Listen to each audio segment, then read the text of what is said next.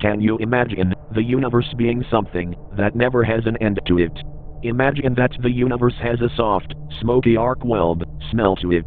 Believe it or not, can you also imagine that light doesn't reflect or shine around outward in space without any light source, such as a bright sun? Well, being in space, it's like being blind. You cannot see what is in front of you at all. But there is more. Imagine that the universe, from far above all the stars and galaxies alike, that they all look so bright, colorful and so crowdedly close to one another. And, believe it or not, the universe is quite the noisy place.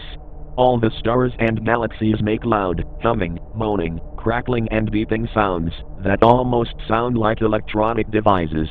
These sounds can only be heard from far above all those stars and galaxies, throughout the entire universe and its everlasting existence.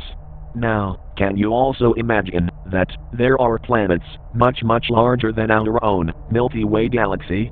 Also imagine that what is above all them stars and galaxies is nothing but a black void of eye-piercing darkness. We live in a universe that does not know how to die. Imagine that.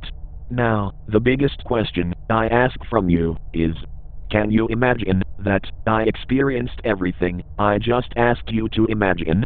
If you can't, I truly do understand. But, however, if I told you I did this through lucid dreaming, better known as astral projection, I think you might be able to imagine just what I had experienced by doing such things. The soul can travel throughout time and space, much faster than the slow speed of light. What I saw and what I felt is far beyond our human understanding at this present time. The human brain can do things we yet cannot begin to understand. I experienced everything. I could only ask you to imagine what the universe actually looks like. Which came first, the chicken or the egg? I leave that up to you to imagine that question, which might never have an answer to which came first.